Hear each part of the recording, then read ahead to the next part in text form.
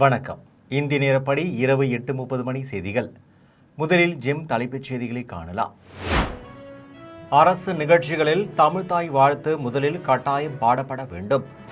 சட்டமன்றத்தில் நாளை தனி தீர்மானம் கொண்டு வரப்படும் என முதலமைச்சர் ஜோசப் விஜய் அறிவிப்பு. தமிழ்தாய் வாழ்த்தை மனோன்மணியம் சுந்தரனார் பல்கலைக்கழகத்திலேயே 3ஆம் இடத்திற்கு தள்ளுவதா? நாம் தமிழர் சீமான் கன்னடம். சென்னை உயர்நீதிமன்றத்துக்கு நியமிக்கப்பட்ட 15 நீதிபதிகள் இன்று பதவியேற்றனர். மத்திய பிரதேசத்தின் தார் மாவட்டத்தில் கார் மீது கண்டெய்னர் லாரி மோதிய விபத்தில் 6 பேர் உயிரிழப்பு. இனி விரிவான செய்திகளை காணலாம். அரசு நிகழ்ச்சிகளில் தமிழ்தாய் வாழ்த்து முதலில் கட்டாயம் பாடப்பட வேண்டும் என சட்டமன்றத்தில் நாளை தனி தீர்மானம் கொண்டு வரப்படும் என முதலமைச்சர் ஜோசப் விஜய் தெரிவித்துள்ளார். அரசு நிகழ்ச்சிகளில் தமிழ்தாய் வாழ்த்து முதலில் கட்டாயம் பாடப்பட வேண்டும் என வலியுறுத்தி சட்டமன்றத்தில் முதலமைச்சர் ஜோசப் விஜய் நாளை தனி தீர்மானம் கொண்டு வருகிறார். ஆளுநர் பங்கேற்கும் நிகழ்ச்சிகளில் முதலில் வந்தே மாதரம் பாடப்படுவது தமிழக அரசியல் வட்டாரத்தில் புயலை கிளப்பிய சூழலில் நாளை சட்டமன்றத்தில் முதலமைச்சர் ஜோசப் விஜய் தனி தீர்மானம் கொண்டு வருவது முக்கியத்துவம் வாய்ந்ததாக பார்க்கப்படுகிறது. கல்வி நிறுவனங்கள், அரசு அலுவலகங்கள், பொதுத்துறை நிறுவனங்களில் நடைபெறும் நிகழ்ச்சிகளில் முதலில் தமிழ்தாய் வாழ்த்து கட்டாயம் பாடப்பட வேண்டும் என்பதை உறுதி செய்யும் விதமாக இந்த தீர்மானம் கொண்டு வரப்படுகிறது. தீர்மானத்தின் மீது அனைத்து கட்சி சட்டமன்ற உறுப்பினர்களும் பேசுவார்கள். இதனையடுத்து சட்டமன்றத்தில் தீர்மானம் ஒருமனதாக நிறைவேற்றப்படும் என தெரிகிறது. தமிழ்தாய் வாழ்த்தை மனோன்மணியம் சுந்தரனார் பல்கலைக்கழகத்திலேயே 3ஆம் இடத்திற்கு தள்ளுவதா என நாம் தமிழர் சீமான் கண்டனம் தெரிவித்துள்ளார். நாம் தமிழர் கட்சியின் தலைமை ஒருங்கிணைப்பாளர் சீமான் அறிக்கை ஒன்றை வெளியிட்டுள்ளார். அதில் நெல்லை மனோன்மணியம் சுந்தரனார் பல்கலைக்கழகத்தின் பட்டமளிப்பு விழாவில் தமிழ்தாய் வாழ்த்து 3ஆம் இடத்திற்கு தள்ளப்பட்டிருப்பது பெரும் அதிர்ச்சி அளிக்கிறது.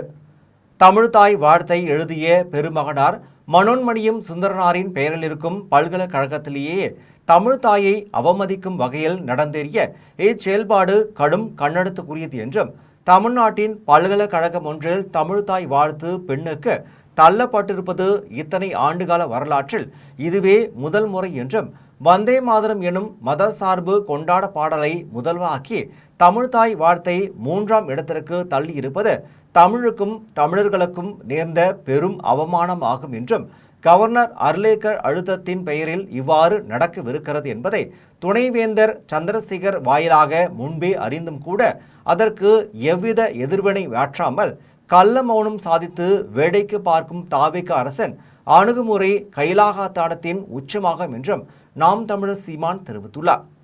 மேலும் கொள்கை எதிரியென மேடையில் அறிவித்துவிட்டு பாஜக எதிர்ப்பையே முழுமையாக மறந்து போய் மத்திய அரசிடம் சரணாகதி அடைந்துவிட்ட முதலமைச்சர் ஜோசப் விஜய் தமிழ்நாட்டில் இதுநாள் வரை பின்பற்ற வரும் மரபுகளையும் போராடி பெற்ற உரிமைகளையும் மொத்தமாய் தாரை வார்ப்பது தமிழ்நாட்டுக்கு செய்யும் பச்சை துரோகமாகும் என்றும், இதனை வன்மையாக எதிர்க்கிறேன் என்றும் நாம் தமிழர் சீமான் தெரிவித்துள்ளார். சென்னை உயர்நீதிமன்றத்திற்கு நியமிக்கப்பட்ட 15 நீதிபதிகள் இன்று பதவியேற்றுக் கொண்டனர். சென்னை உயர்நீதிமன்றத்தில் மொத்தம் 75 நீதிபதி பணியிடங்கள் உள்ளன. இதில் 51 நீதிபதிகள் உள்ளனர். 24 காலி பணியிடங்கள் உள்ளன. இந்த இடங்களுக்கு மாவட்ட நீதிபதிகள், வழக்கறிஞர்கள் என 19 பேருடைய பெயரை சென்னை உயர்நீதிமன்ற மூத்த நீதிபதிகள் கொண்ட கொலிஜியம் பரிந்துரை செய்தது. இந்த பரிந்துரையை உச்சநீதிமன்ற மூத்த நீதிபதிகள் கொண்ட கொலிஜியம் ஏற்றுக்கொண்டது. அந்த பரிந்துரையை மத்திய அரசுக்கு அனுப்பி வைத்தது. இந்த பரிந்துரை பரிசீலித்த பிறகு மத்திய அரசு 15 பேரை உயர்நீதிமன்ற நீதிபதிகளாக நியமிக்க பரிந்துரைத்தது.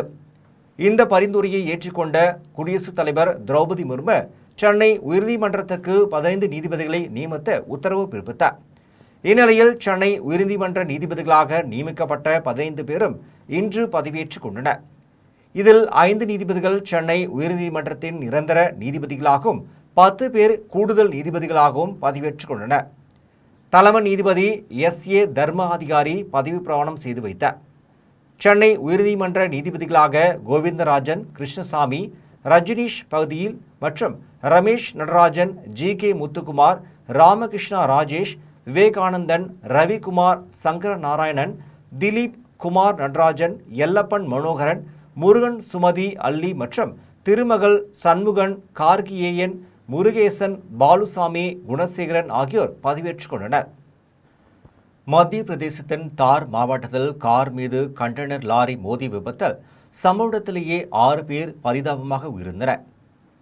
மத்திய பிரதேசத்தின் தார் மாவட்டத்தில் உள்ள பஞ்சக் வாசா பகுதி அருகே சாலையில் சென்று கொண்டிருந்த கார் மீது எதிர் திசையில் வந்த கண்டெய்னர் லாரி ஒன்று பயங்கரமாக மோதி விபத்தை ஏற்படுத்தியது. இந்த விபத்தில் கார் முழுவதுமாக சேதமடைந்த நிலையில் காரில் பயணம் செய்த 6 பேர் உடல் நசுங்கி சம்பவ இடத்திலேயே பரிதாபமாக உயிரிழந்தனர். உயிரிழந்தவர்களின் அனைவரும் குஜராத்தை சேர்ந்தவர்கள் என்று தெரிய வந்துள்ளது. இது குறித்து தகவலறிந்து சம்பவத்திற்கு வந்த காவல்துறையினர் உயிரிழந்தவர்களின் உடல்களை கைப்பற்றி பிரேத பரிசோதனைக்காக அனுப்பி வைத்தனர். தொடர்ந்து கண்டெய்னர் லாரியின் ஓட்டுநரை காவலில் எடுத்து தீவிர விசாரணை நடத்தி வருகின்றனர். புதுச்சேரியில் ஹர்கர் திரங்கா பேரணியை துவக்கி வைத்தபோது தேசிய கொடிக்கு பதிலாக பாஜக காவி கொடியை அமைச்சர் நமச்சிவாயம் வழங்கியதால் மத்திய அமைச்சர் அமித்ஷா அவரை மேடையிலேயே கடிந்து கொண்டார். புதுச்சேரி ராஜீவ்காந்தி சிலை அருகே ஹர்கர் திரங்கா யாத்திரை என்ற தேசிய கொடி ஏந்தி செல்லும் பேரணியை அமித்ஷா தொடங்கி வைத்தார். அப்போது பேரணியை துவக்கி வைத்தபோது புதுச்சேரி பாஜக அமைச்சர் நமச்சிவாயம் தேசிய கொடியை கொடுப்பதற்கு பதிலாக பாஜகவின் காவி கொடியை கொடுத்ததினால் கடுப்பான அமித்ஷா நமச்சிவாயத்தை மேடையிலே கடிந்து கொண்டார். பின்னர் சிறிது நேரத்திலேயே தேசிய கொடியினை வழங்கினார். அதன் பின்னர் பேரணியை அமித்ஷா தொடங்கி வைத்தார். வாரிசு உரிமை அடிப்படையில் பட்டா வழங்க கோரி இந்திய கம்யூனிஸ்ட் கட்சியின் விடுதலை இயக்கத்தின் மாவட்ட செயலாளர் அன்பு தலைமையில் வட்டாட்சியர் அலுவலகத்தை முற்றுகையிட்டு 50க்கும் மேற்பட்ட பொதுமக்கள் போராட்டத்தில் ஈடுபட்டனர். திருவள்ளூர் மாவட்டம் ஊத்துக்கோட்டை அம்பேத்கர் நகர் பகுதியில் வசித்து வரும் ஆதி திராவிடர் பிற்படுத்தப்பட்டோர் மக்களுக்கு வருவாய் மற்றும் பேரிடர் மேலாண்மை துறை சார்பில் இலவச வீட்டுமனை பட்டா புலன் எண் 197 32 நபர்களுக்கும் புலன் எண் 104 41 நபர்களுக்கும் என மொத்தம் 73 நபர்களுக்கு நிபந்தனை பட்டா வழங்கப்பட்டுள்ளது. நிபந்தனை பட்டாவை வாரிசு உரிமை பட்டாக்களாக வழங்க கோரி 50க்கும் மேற்பட்ட ஆதி திராவிடர் மக்கள் இந்திய கம்யூனிஸ்ட் கட்சியின் விடுதலை இயக்கத்தின் மாவட்ட செயலாளர் அன்பு தலைமையில் ஊத்துக்கோட்டை வட்டாட்சியர் அலுவலகத்தை முற்றுகையிட்டு போராட்டத்தில் ஈடுபட்டனர். அதன் பின்னர் வட்டாட்சியர் சங்கமித்தரை சந்தித்து கோரிக்கை மனுவை அளித்தனர். மனு அளித்த பின்னர் இந்திய கம்யூனிஸ்ட் கட்சியின் விடுதலை இயக்கத்தின் மாவட்ட செயலாளர் அன்பு செய்தியாளரை சந்தித்து பேசினார்.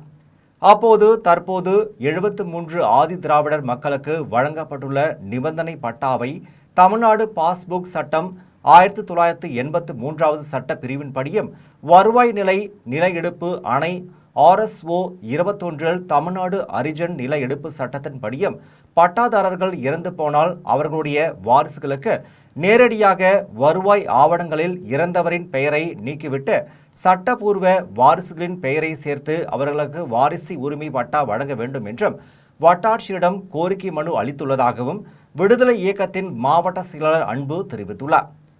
செய்தியாளர் சந்திப்பின் போது இயக்கத்தின் வழக்கறிஞர் குமார், மாவட்ட கமிட்டியின் சுந்தரம், ராஜா, ஞானசேகர், நிர்மலா, வைதேகி, மைதிலி உட்பட பலரும் உடனிருந்தனர். தமிழ்நாடு அரிஜன் நில எடுப்பு ஆக்ட் 1983 இந்த பட்டாதாரர்கள் இருந்தா அந்த வாரிசுதாரர்களுக்கு பட்டா மாற்றம் செய்யலாம் சொல்லி அந்த சட்டம் சொல்லுது. நாங்க வைக்கிற கோரிக்கை என்னன்னா, நிபந்தனை அடிப்படையில் ஆதி திராவிடர்களுக்கு கொடுக்கப்பட்ட பட்டா இருந்தாலும் கூட இந்த 2 சட்டங்களுக்கும் அது பொருந்தாது என்ற அடிப்படையில் இங்க கூடியிருக்க மக்கள் பட்டாதாரர்கள் அவருடைய உடல்நிலை சரியில்லைன்ற காரணத்தினாலையும் எந்த சூழ்நிலை என்ன நடக்கின்ற சூழ்நிலை வாழ்ந்துட்டு இருக்கான்ற காரணத்தினாலையும் அவருடைய வாரிசுதாரர்களுக்கு அவங்க பேர்ல இருக்கிற பட்டாவை மாற்றம் செய்யறதுக்காக இங்க மனு கொடுத்திருக்கிறாங்க. திண்டுக்கல் அரிமா சங்க மண்டபத்தில் புதிய நிர்வாகிகள் பதவியேற்பு விழா நடைபெற்றது.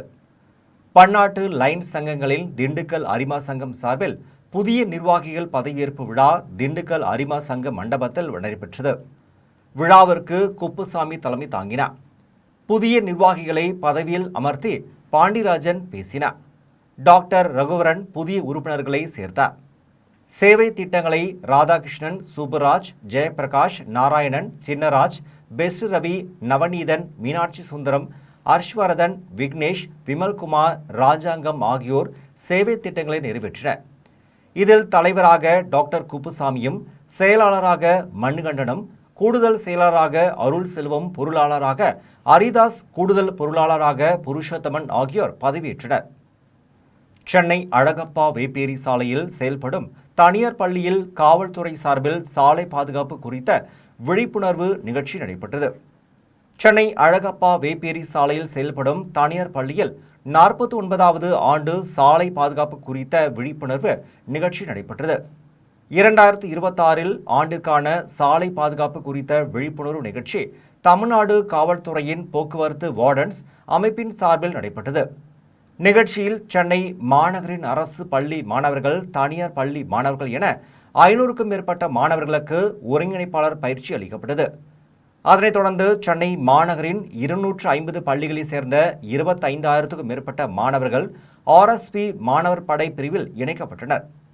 விழிப்புணர்வு நிகழ்ச்சியில் சிறப்பு அழைப்பாளராக சென்னை மாநகர போக்குவரத்து கூடுதல் காவல் ஆணையர் சாமுண்டீஸ்வரி பங்கேற்று சாலை பாதுகாப்பு ரோந்து பணிகளில் சிறப்பாகவும் தீவிரமாகவும் செயல்பட RSP ஒருங்கிணைப்பாளர்கள் 17 பேருக்கு விருதுகளை வழங்கி கௌரவித்தார்.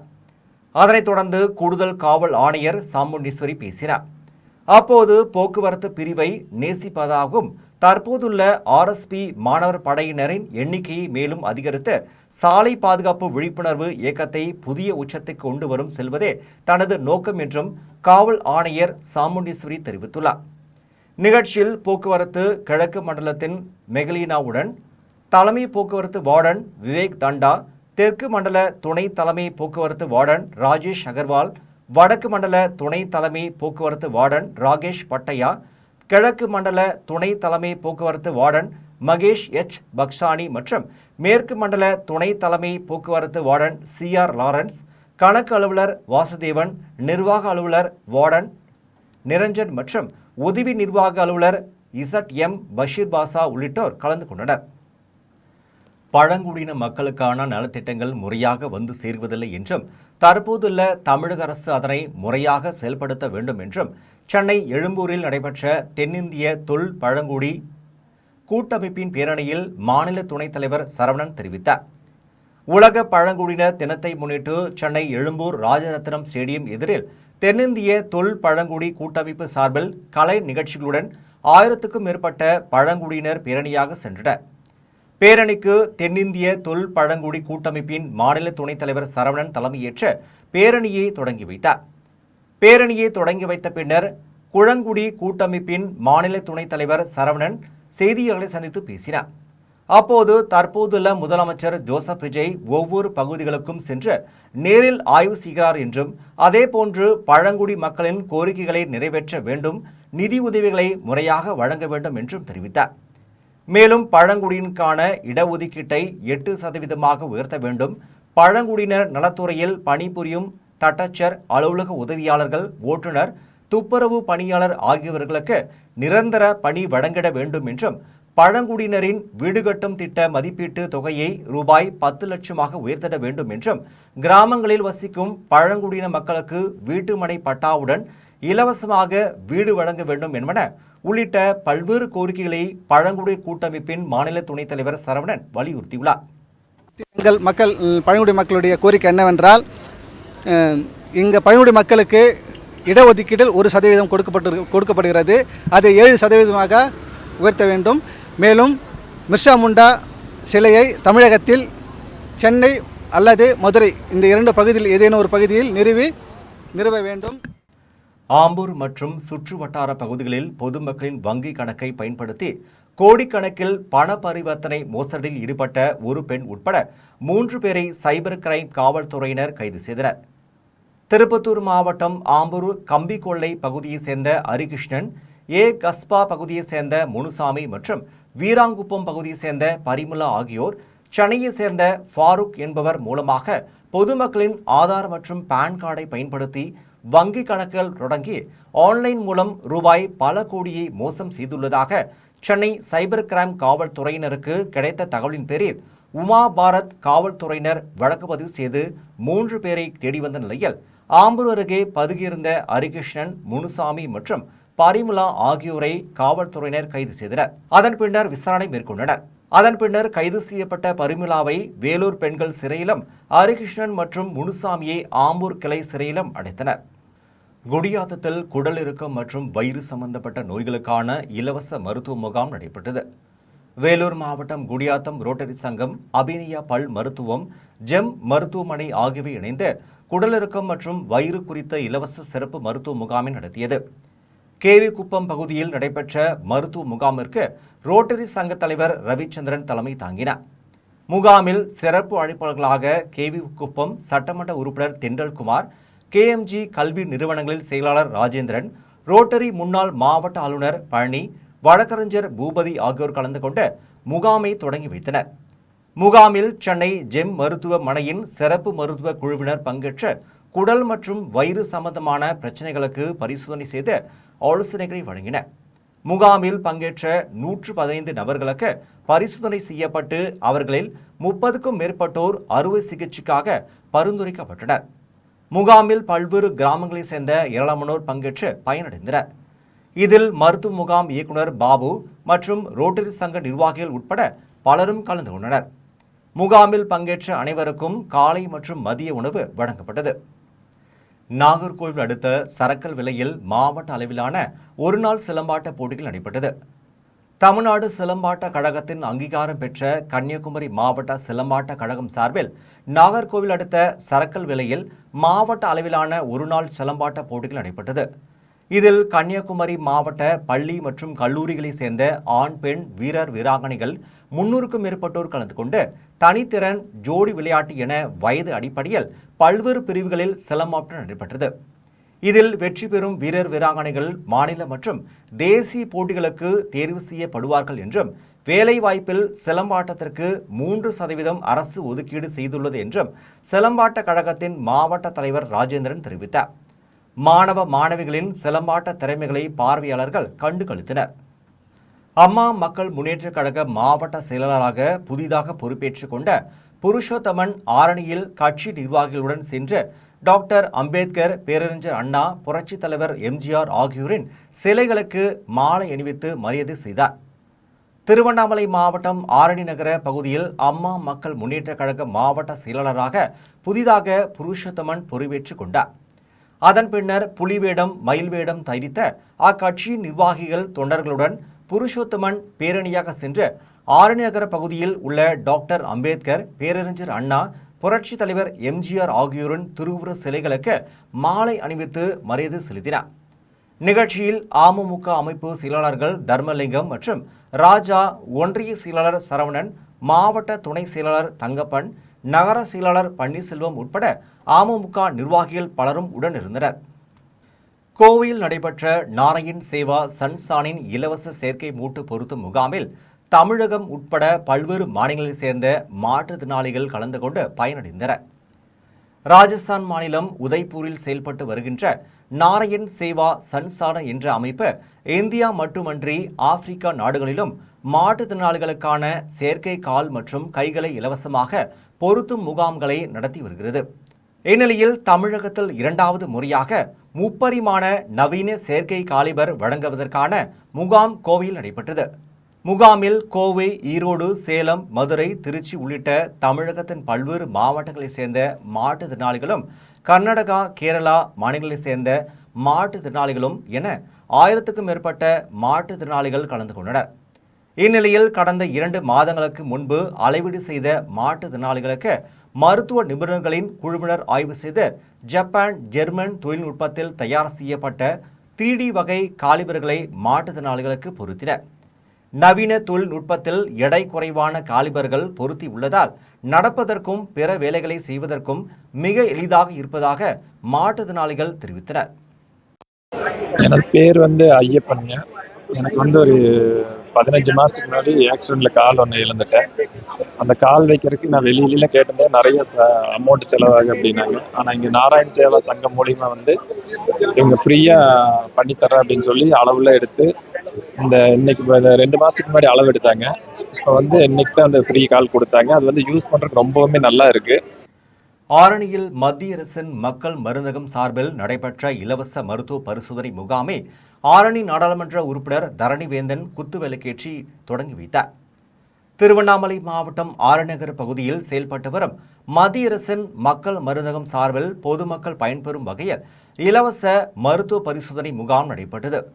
முகாமில் சிறப்பு அழைப்பாளராக ஆரணி நாடாளுமன்ற உறுப்பினர் தரணிவேந்தன் கலந்து கொண்டு குத்துவிளக்கேற்றி முகாமை தொடங்கி வைத்தார். முகாமில் பங்கேற்றவர்களை ஆரணி நகராட்சி சேர்மன் ஏசி மணியை வரவேற்றார். முகாமில் மருத்துவ குழுவினர் பங்கேற்று பொதுமக்களுக்கு இலவசமாக மருத்துவ பரிசோதனைகள் செய்தனர். இதில் மத்திய அரசின் மக்கள் மருந்தக தமிழ்நாடு மார்க்கெட்டிங் மேனேஜர் நாராயணன், மருத்துவர் முகமது சுப்ரான் பாஷா மற்றும் மக்கள் மருந்தக உரிமையாளர் சுகுமாரன் உட்பட பலரும் கலந்து கொண்டனர். நாடாளுமன்ற எதிர்க்கட்சித் தலைவர் ராகுல் காந்தி வாரணாசியில் மாணவர்கள் மற்றும் இளைஞர்களுடன் கலந்துரையாடும் நேரலை ஒளிபரப்பு நிகழ்ச்சி சிதம்பரத்தில் நடைபெற்றது.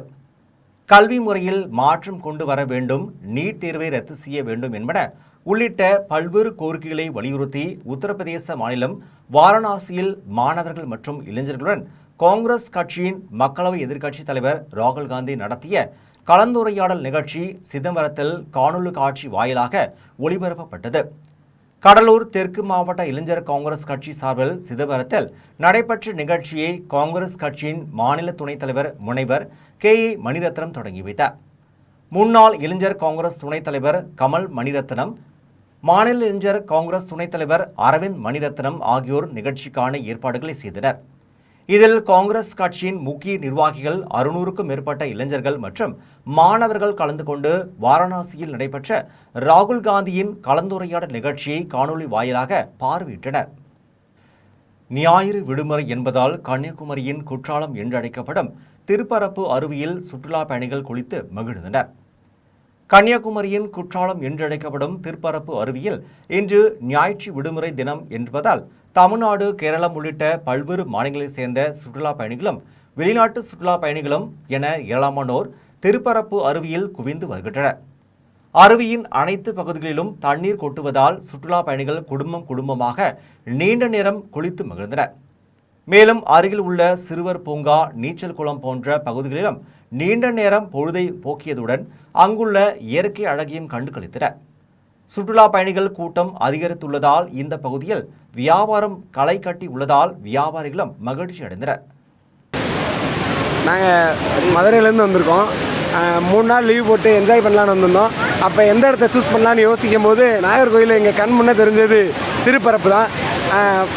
கன்னியாகுமரி போயிட்டு இருந்த வண்டியை ஒரே திருப்பி திருப்பரப்புக்கு வந்துட்டோம். வந்து பார்த்ததுக்கப்புறம் தான் தெரிஞ்சு சொர்க்கமே இங்கே தான் இருக்குது அப்படின்னு. அந்த மாதிரி தண்ணி நாங்கள் வந்ததை விட எவ்வளோ நினச்சி வந்தோமோ அதை விட மன திருப்தியாக குளிச்சுட்டு போகிறோம். தமிழகத்தில் நடுத்தர மக்களின் வாழ்வாதாரத்தை பாதிக்கும் மின் கட்டண உயர்வை குறைக்க நடவடிக்கை எடுக்க வேண்டும் என அகில இந்திய ஜனநாயக மக்கள் கட்சி நிறுவன தலைவர் டாக்டர் ஐசக் ஐயா கோரிக்கை விடுத்துள்ளார். ராணிப்பேட்டை மாவட்டம் அரக்கோணம் விண்டர்பேட்டை பகுதியில் அமைந்துள்ள அகில இந்திய ஜனநாயக மக்கள் கட்சி தலைமை அலுவலகத்தில் கட்சியின் நிறுவன தலைவர் டாக்டர் ஐசக் ஐயா செய்தியாளர்களை சந்தித்து பேசினார்.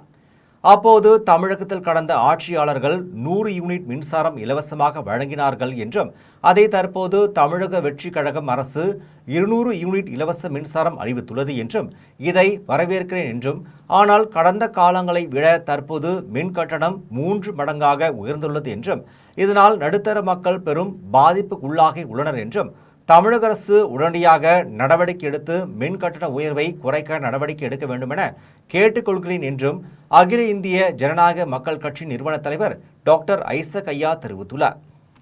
மடங்கு கட்டணம் வந்திருக்கிறது. 200 யூனிட் மின்சாரத்திற்கு மேல் உபயோகப்படுத்துகிறவர்கள் கடும் சுமையை அனுபவிக்கிறார்கள். 3 மடங்கு உயர்ந்துவிட்டது. 5000 வந்தவர்களுக்கெல்லாம் 15,000-ம், 1000 வந்தவர்களுக்கெல்லாம் 5,000-ம், இப்படி கொடூரமான ஒரு முறையில் மின்சார கட்டணம் உயர்ந்திருக்கிறது. இது பொதுமக்களை பாதிக்கிறது. இந்த மின்சார கட்டணம் அதிகமாய் வந்ததினால அவருடைய வாழ்வாதாரம் பாதிக்கப்படுகிறது. திருவல்லிக்கேணியில் நடைபெற்ற திருக்குறள் பெருவிழா 2ஆம் நாள் விழாவில் ஜெம் தொலைக்காட்சி நிறுவன தலைவர் சீதாபதி சிறப்பு விருந்தினராக கலந்து கொண்டு தமிழ் ஆசிரியர்களுக்கு சான்றிதழ்களை வழங்கினார். சென்னை திருவல்லிக்கேணி மகாகவி சுப்பிரமணிய பாரதியார் நினைவு இல்லத்தில் வள்ளுவர் கோட்ட திருக்குறள் ஆய்வரங்குகளின் 25ஆம் ஆண்டு நிறைவு விழா உலக திருக்குறள் மையத்தின் 36ஆம் ஆண்டு நிறைவு விழா மற்றும் நிறுவனங்களில் 80ஆம் ஆண்டு அகவை தொடக்க விழாவை முன்னிட்டு பேராசிரியர் மோகனரசு தலைமையில் முப்பெரும் திருக்குறள் எழுச்சி பெருவிழா 2 நாட்கள் நடைபெற்று வருகிறது. இவ்விழாவின் 2ஆம் நாளான இன்று ஜெம் தொலைக்காட்சி நிறுவன தலைவர் சீதாபதி சிறப்பு விருந்தினராக கலந்து கொண்டார். நிகழ்வை மயிலை திருவள்ளூர் தமிழ் சங்க பொதுச் செயலாளர் முனைவர் சேயோன் தொடங்கி வைத்தார். விழாவில் தமிழ் ஆசிரியர்களுக்கு ஜெம் தொலைக்காட்சி நிறுவன தலைவர் சீதாபதி சான்றிதழ்களை வழங்கினார்.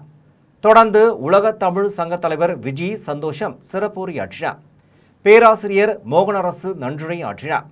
மாநாட்டில் வெளியிடப்படும் நூல்கள் 30 விழுக்காடு சிறப்பு சலுகை விலையில் வழங்கப்படுவதுடன் மாநாட்டில் பங்கேற்கும் அனைவருக்கும் பேராசிரியர் மோகனராசுவின் 100 சாதனைகள் படைத்த ஒரு தமிழர் என்ற நூல் அன்பளிப்பாக வழங்கப்படுகிறது. கன்னியாகுமரி குழித்துறை நகராட்சி சார்பில் நடைபெறும் வாவுபலி பொருட்காட்சியில் சிறு சிறு பொருட்களை விற்பனை செய்து வந்த நரிக்குருவ பெண் தீக்குளிக்க முயற்சித்த சம்பவம் அதிர்ச்சியை ஏற்படுத்தியது. கன்னியாகுமரி மாவட்டம் குழித்துறை நகராட்சி சார்பில் வாவுபலி பொருள் கண்காட்சி கடந்த மாதம் 29ஆம் தேதி துவங்கி நடைபெற்று வருகிறது. இந்நிலையில் குழித்துறை வாவுபலி நினைவு தூண் அருகே சாலையில் பெட்டிக்கடை அமைத்து விற்பனை செய்து வந்த நரிக்குருவ பெண்ணை நேற்று ஒரு கும்பல் மிரட்டல் விடுத்து சென்றது. இன்று காலையில் வந்த மர்ம கும்பலை சேர்ந்தவர்கள் விற்பனைக்காக வைத்திருந்த பொருட்களை எடுத்து சென்றனர். இதனால் பாதிக்கப்பட்ட நரிக்குருவ பெண் சாலையில் தீக்குளிக்க முயன்றார். அப்போது பாதுகாப்பு பணியில் இருந்த காவல்துறையினர் அந்த பெண்ணை சமாதானப்படுத்தி தீக்குளிக்கும் முயற்சியிலிருந்து திசை திருப்ப பாதுகாப்பாக மீட்டனர். இதனிடையே வாவுபலி பொருள் கண்காட்சிக்கு இடையூறாக கடை அமைத்திருந்ததால் சட்டப்படி நடவடிக்கை எடுப்பதை விட்டுவிட்டு கடையிலிருந்த பொருட்களை அள்ளி சென்றது தவறு என்று பொதுமக்கள் தெரிவித்தனர். திருநெல்வேலி மாவட்டம் திசைநிலை உடன்குடி சாலையில் நேற்று நடந்த விபத்தில் 2 உயிரிழந்தனர். இதனால் சாலையோரத்தில் உள்ள டாஸ்மாக் மதுக்கடையை மூட வேண்டும் என்று பொதுமக்கள் கோரிக்கை விடுத்தனர். திருநெல்வேலி மாவட்டம் திசைநிலை உடன்குடி சாலையில் உள்ள டாஸ்மாக் கடை முன்பு தண்டார் மடத்தை சேர்ந்த இசக்கி முத்து என்பவர் இருசக்கர வாகனத்தில் வந்தார். அப்போது சாலையில் நடந்து சென்றவர் மீது அவர் மோதியதில் 2 காயமடைந்தனர்.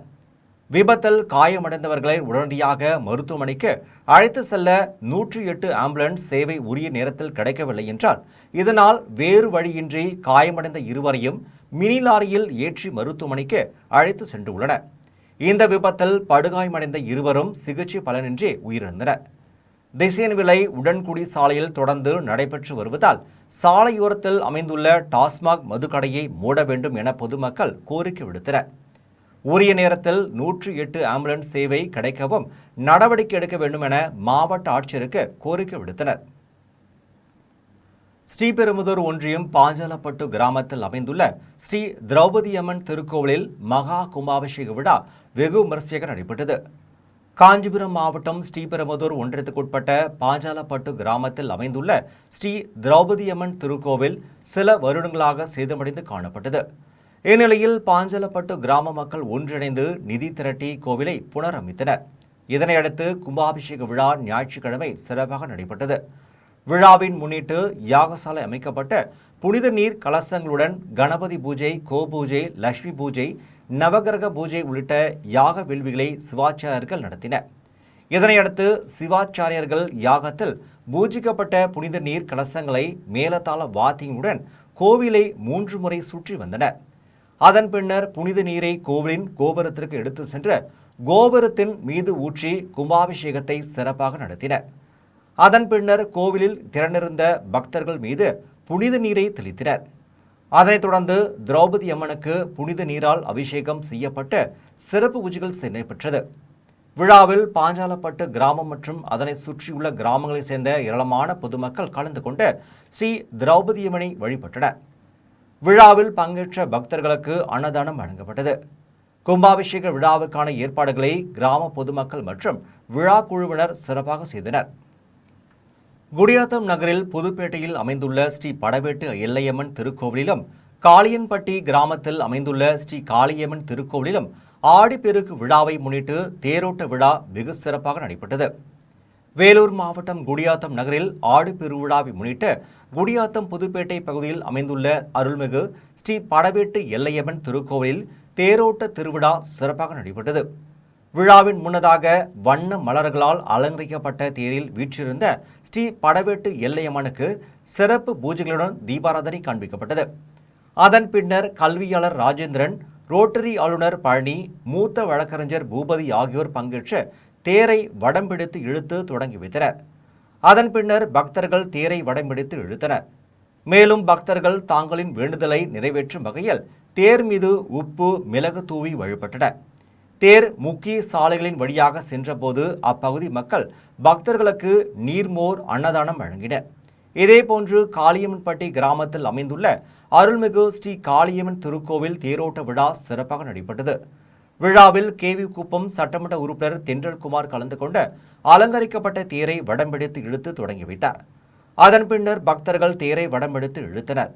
விழாவில் முன்னதாக கோவில் பகுதியில் பக்தர்கள் 100க்கும் மேற்பட்ட ஆடு, கோழிகளை பலியிட்டு பொங்கல் வைத்து படையலிட்டு ஸ்ரீ காளியம்மனை வழிபாடு செய்து வேண்டுதலை நிறைவேற்றினர். விழாவில் கொண்டாசமுத்திரம் பஞ்சாயத்து தலைவர் அகிலாண்டேஸ்வரி, பிரேம்குமார் உட்பட ஏராளமானோர் கலந்து கொண்டு ஸ்ரீ காளியம்மனை வழிபட்டனர். மீண்டும் ஜெம் தலைப்புச் செய்திகள். அரசு நிகழ்ச்சிகளில் தமிழ்தாய் வாழ்த்து முதலில் கட்டாயம் பாடப்பட வேண்டும். சட்டமன்றத்தில் நாளை தனி தீர்மானம் கொண்டு வரப்படும் என முதலமைச்சர் ஜோசப் விஜய் அறிவிப்பு. தமிழ்தாய் வாழ்த்தை மனோன்மணியம் சுந்தரனார் பல்கலைக்கழகத்திலேயே 3ஆம் இடத்திற்கு தள்ளுவதா? நாம் தமிழர் சீமான் கன்னடம். சென்னை உயர்நீதிமன்றத்துக்கு நியமிக்கப்பட்ட 15 நீதிபதிகள் இன்று பதவியேற்றனர். மத்திய பிரதேசத்தின் தார் மாவட்டத்தில் கார் மீது கண்டெய்னர் லாரி மோதிய விபத்தில் 6 பேர் உயிரிழப்பு. இத்துடன் ஜெம் செய்திகள் நிறைவடைகின்றன. மீண்டும் ஜெம் செய்திகள் இரவு 12 மணிக்கு. உடனுக்குடன் செய்திகளை காண GemLive.tv என்ற இணையதளத்தில் இணைந்திருங்கள். நன்றி, வணக்கம்.